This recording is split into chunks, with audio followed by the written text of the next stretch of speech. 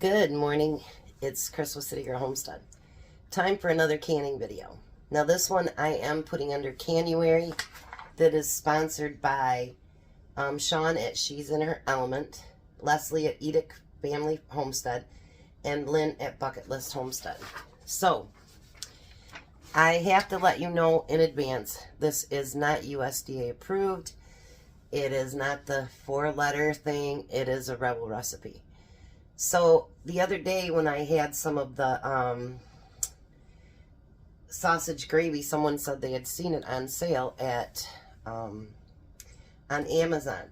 So I looked, but it was going to take a couple weeks to get here. And then I looked on Sam's, and they happened to have it on sale too for $7.98 for a 10-pound can. So I had already bought one from Gordon's, and I decided to buy 2 more. So I'm going to can 3 10-pound cans today, and hopefully it'll be enough to last an entire year, because we do love this. We've been doing this for years. You have to decide for you which is good, you know, for you and your family. For us, we've used it. Anything that you do, whether you do ball canning or if you do Rebel, always smell your food when you open it. If it looks funky, you know, don't eat it. I mean, that goes along with your regular, you know, ball book stuff all the way to, you know, Rebel canning. So, to get started, I got a lot of jars out. And I've got both my canners actually as well. So now you're just going to want to fill these.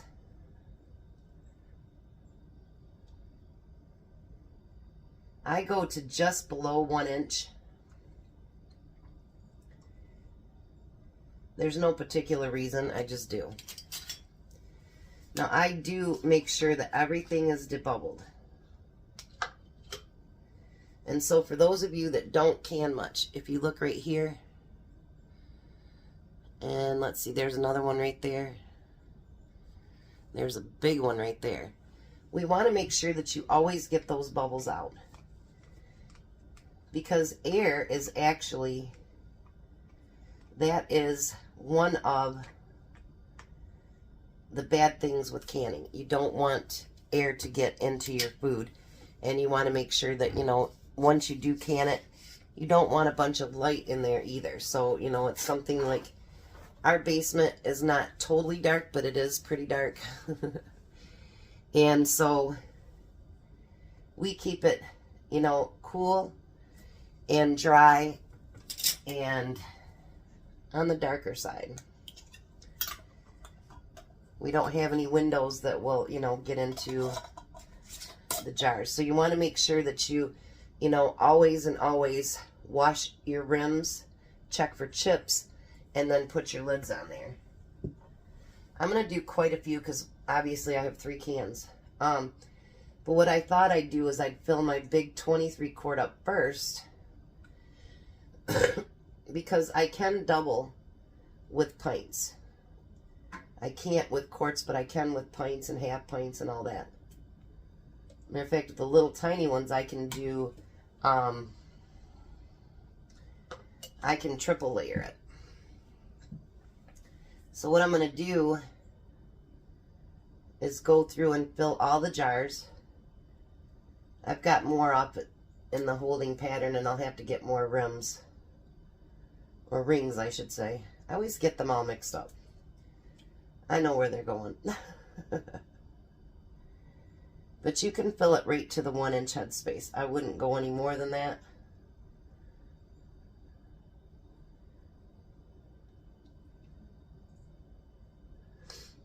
And for those of us that Rebel, no, we are not trying to kill our family. There are so many things that have not been tested by the USDA. And, you know, they haven't tested in years and years and years. So, you know, to tell you that it's automatically not safe now, I guess they're changing headspace for chicken too. I'm not quite sure why, but they are. I know I like my metal one better, but I don't know what Tom did with it. He took care of dishes this morning, and I can't find what he did with it.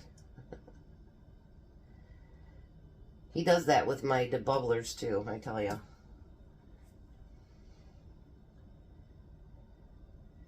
So in the comments below, you know, write down things that you've tried that was Rebel and it did or did not work. Let us know what it was. I know there's a lot of people that refuse to Rebel. And actually, you know, when I first started canning, I wasn't ready to Rebel. You know what I mean? Like, because you kind of want to figure out the safe ways to do it first. Well, this is safe, don't get me wrong.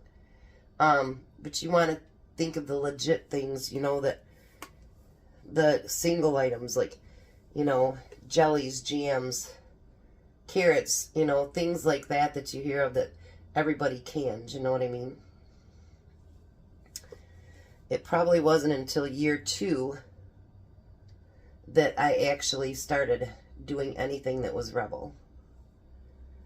I needed to feel more comfortable with what I was doing, you know what I mean?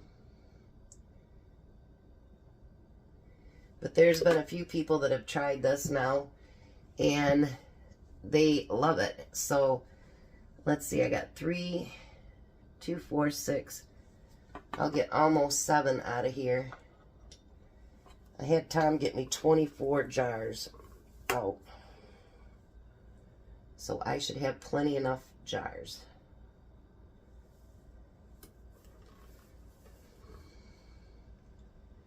We're going to scrape this one out here. But yeah, $7.98 for this. I thought that was really a good deal. And, you know, you can get 7 meals. I'm actually going to do something with them this weekend. I know I'm making a mess again. That's nothing new.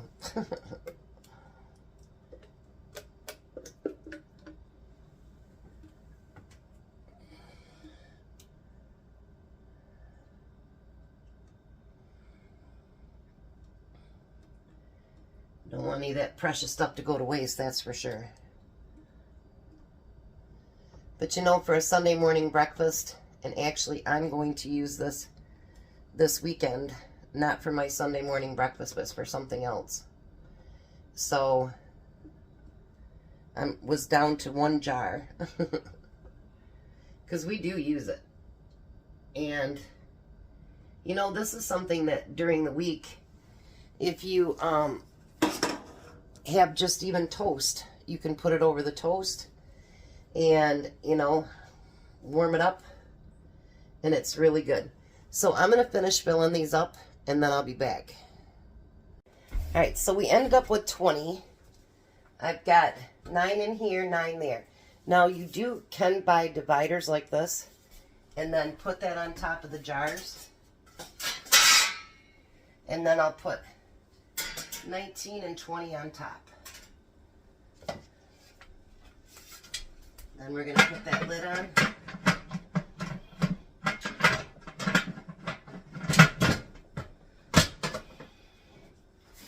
And we're going to fire them both up.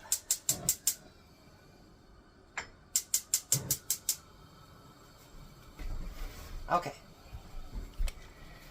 So everything went in cold, cold, and cold. And we'll get them up to pressure. I have to find my new jiggler too, but anyway. We'll get them up to pressure to where both of them will steam for 10 minutes. Make sure you do not skip that step. Then when that happens, then we can put our jigglers on. These are pints. You have to go according to meat. So it'd be 75 minutes for pints, 90 minutes for quarts.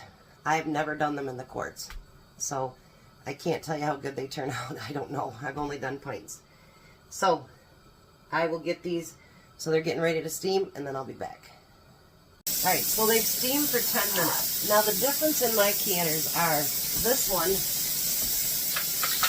I still do the 10-pound weight. and 10 pounds for this one. The difference is this one will start to jiggle when it's pressurized, and then I adjust the heat. This one over here has a gauge that goes up to 20 pounds of pressure. I have to bring it up to 10 and it'll start rocking. I was watching another program that as long as it's doing the rocking, that pressure gauge isn't as important. I wished I would have known that before I went and spent $25 for a new one. So we're going to bring these to jiggling, and then I'm going to set my timer for 75 minutes.